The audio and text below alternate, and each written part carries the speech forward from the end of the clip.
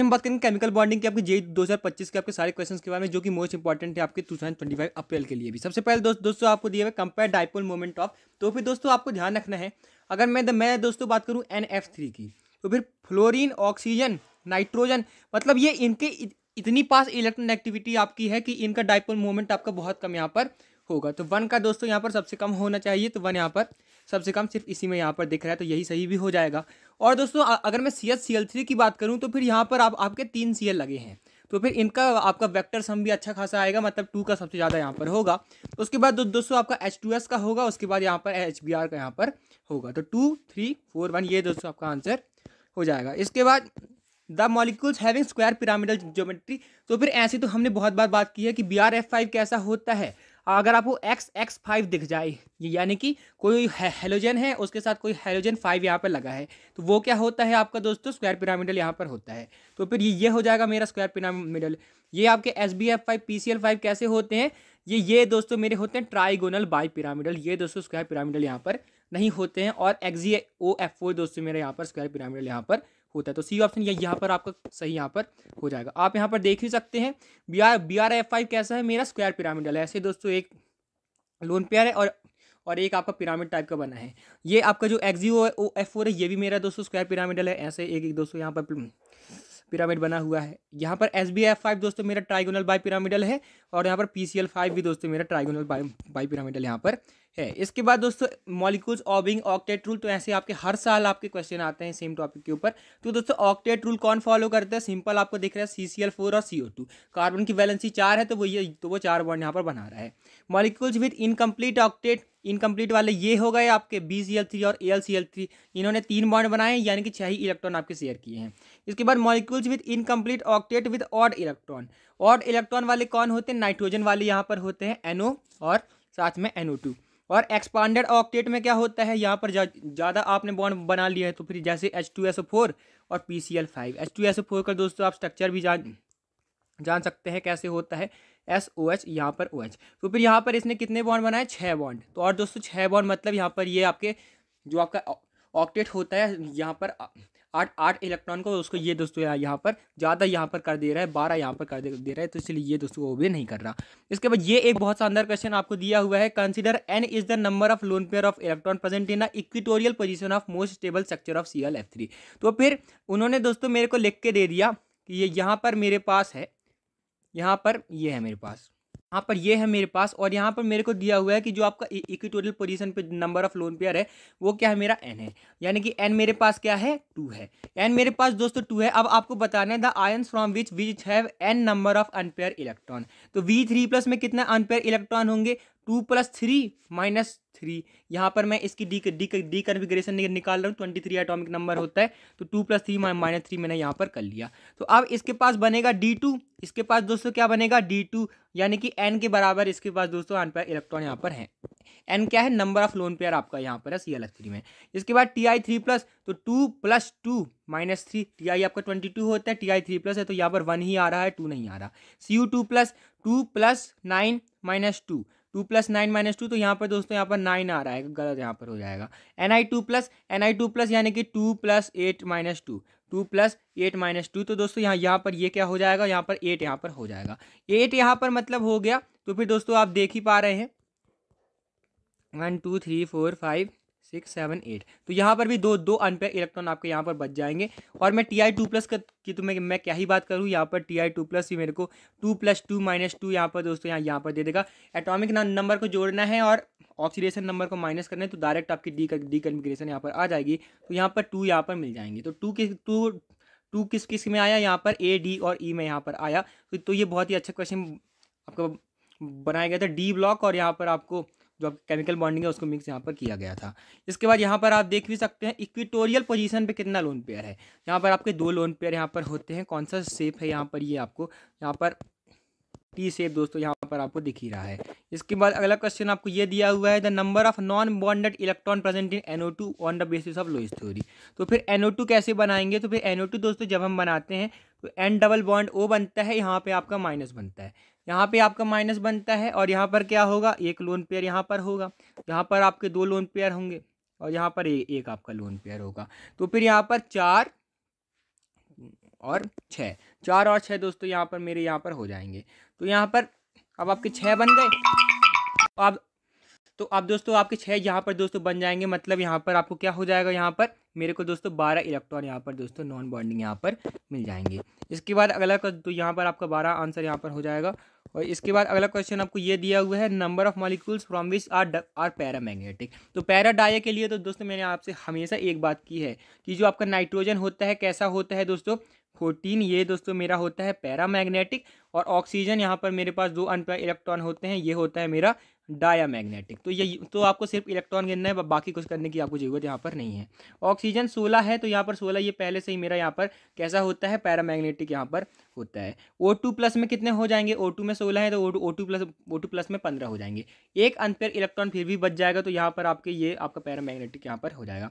O2 minus में 17 हो जाएंगे, तब भी आपका एक अनपेयर इलेक्ट्रॉन यहाँ पर बच जाएगा।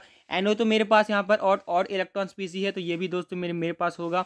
नहीं NO, हाँ NO दोस्तों मैं 7, 8, 15 कर लूँ तो ये दोस्तों मेरे 15 यहाँ पर इलेक्ट्रॉन हो जाएंगे, ये भी दोस्तों मेरे को पैरामैग्नेटिक यहाँ पर दे देगा। इसके बाद NO2 भी दोस्तों मेरे को यहाँ पर दे देगा। इसके बाद CO की अगर मैं दोस्तों बात करूँगा तो फिर CO में क्या होगा, CO में दोस्तों यहाँ पर आपको देखने को मिलेगा 6 + 8 14 टोटल इलेक्ट्रॉन। तो ये नाइट्रोजन वाली कंडीशन हो गई, गलत यहाँ पर हो जाएगा। इसके बाद यहाँ पर दोस्तों इसमें ये आपका मेन आपका अच्छे लिगेंड की तरह काम कर देगा, इसलिए ये दोस्तों इसको क्या कर देगा दोस्तों यहाँ पर, मतलब ये CO3+ होगा ना, इसमें CO3+ होगा, तो 2 + 7 - 3 में करूँगा तो ये दोस्तों मेरे को दे देगा यहाँ पर 6। तो यहाँ और दोस्तों आपको ध्यान रखना है 3+ में यहाँ पर CO में क्या हो जाता है, NH3 यहाँ पर स्ट्रॉन्ग आपका लिगेंड यहाँ पर हो जाता है। तो फिर ये 6 की पेयरिंग करवा देगा, तो फिर ये दोस्तों मेरे को यहाँ पर पैरामैग्नेटिक नहीं मिलेगा, डायामैग्नेटिक यहाँ पर मेरे को मिलेगा। और K2NiCN4 आप जानते हैं Ni2+ होगा, तो ये तो दोस्तों आपको पैरामैग्नेटिक नहीं मिलेगा, ये भी CN आपकी पेयरिंग यहाँ पर करवा देगा, क्योंकि D8 कन्फिग्रेशन आपकी बनेगी।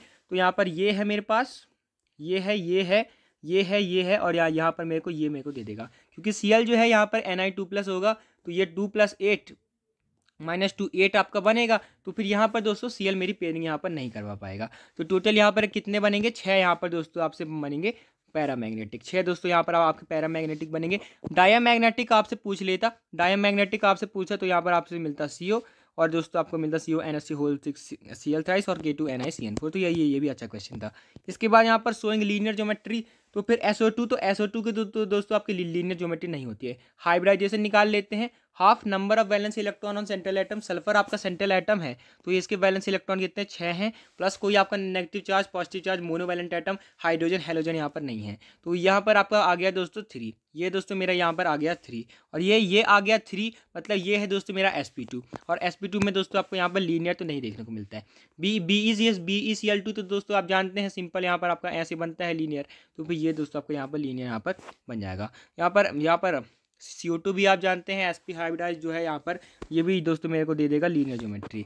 और ये N3- एजाइड आयन, इसको भी दोस्तों आप जानते हैं N3- है ना जी, N3- को भी दोस्तों आप जानते हैं, तो फिर ये मेरे को क्या देगा, ये भी दोस्तों मेरे को यहाँ पर sp3 यहाँ पर, मतलब अगर मैं इसका निकालना भी चाहूँ तो मैं कैसे निकालूंगा, half number of valence electron in central atom, फिर उसके बाद minus positive charge plus negative charge कर लेंगे, तो फिर ये भी दोस्तों मेरे को लीनियर यहाँ पर दे देगा। इसके बाद NO2 तो आप जानते हैं यहाँ पर, ये दोस्तों मेरे पास लीनियर यहाँ पर नहीं मिलेगा, sp2 होगा। OF2 भी दोस्तों आपका बेंट होता है, ये भी दोस्तों मेरे पास लीनियर यहाँ पर नहीं है। इसके बाद XeF2 तो दोस्तों आप जानते हैं, ये दोस्तों मेरे पास यहाँ पर लीनियर दे देगा। NO2+ दोस्तों मेरे को यहाँ पर दे देगा, NO2+ भी दोस्तों मेरे को यहाँ पर दे देगा, I3- भी मेरे को दे देगा। तो यहाँ पर भी तो दोस्तों आपके 6 ही यहाँ पर बन जाएंगे। तो अगर आपसे कुछ ना बने तो फिर आप दोस्तों 6 को यहाँ पर टेस्ट कर सकते हैं। इसके बाद BeCl2 और C डबल बॉन्ड O यहाँ पर आप दे सकते हैं N+ का sp, इसका sp3d यहाँ पर होता है, यहाँ पर sp और यहाँ पर sp3d। तो यहाँ पर दोस्तों यही जो आपके स्ट्रक्चर्स हैं, यही चीज़ें जो हैं आपकी बहुत इंपॉर्टेंट होती हैं। और इसके लिए दोस्तों जो इंपॉर्टेंट PYQs हैं वो दोस्तों उसके डिस्क्रिप्शन में आपको लिंक मिल जाएगी। बहुत इंपॉर्टेंट जो क्वेश्चंस हैं जो हमने पिछले 5 ईयर्स के भी सॉल्व किए वो भी दोस्तों आप देख सकते हैं। केमिकल बॉन्डिंग में ज़्यादातर आपसे यही चीज़ें सेम हर साल आपसे पूछ रहे हैं।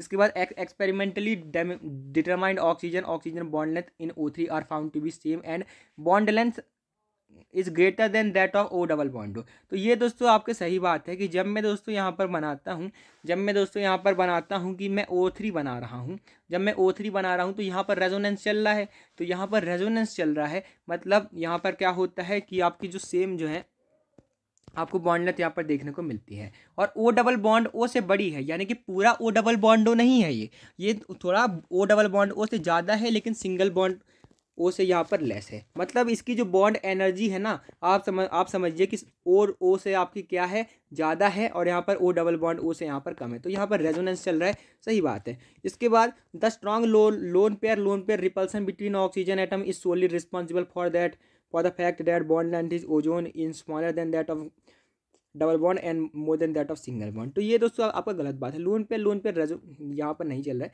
यहाँ पर क्या चल, लोन पे तो होता होगा, लेकिन रेजोनेंस आपका चल रहा है। तो स्टेटमेंट 1 2 है, 2 आपका सामने से आपको गलत दिख रहा है।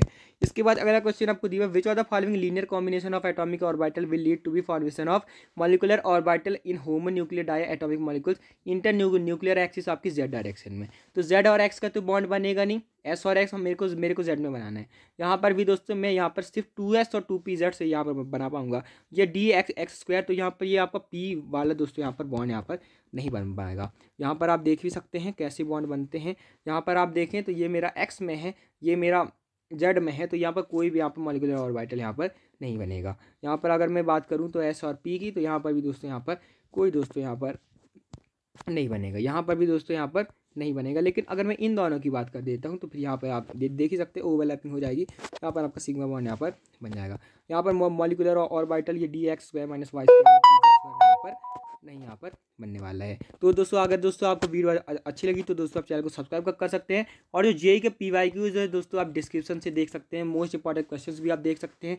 टॉप 100 क्वेश्चंस भी बिल्कुल करके जाइएगा जो कि आपके मोस्ट इंपॉर्टेंट आपके होते हैं। और आप चैनल को ज्वाइन भी कर सकते हैं इंपॉर्टेंट क्वेश्चंस के लिए और आपके लाइव सेशंस के लिए, जिनमें हम लाइव जो जेईई के क्वेश्चन होते हैं फिजिक्स केमिस्ट्री के, उनको डिस्कस करते हैं। Thanks for watching, keep learning. अगर आप ये क्वेश्चन कर लेते हैं और आपके पिछले 5 ईयर्स के कर लेते हैं तो फिर आप आसानी से हर चीज़ को क्रैक कर सकते हैं। Thanks for watching, keep learning.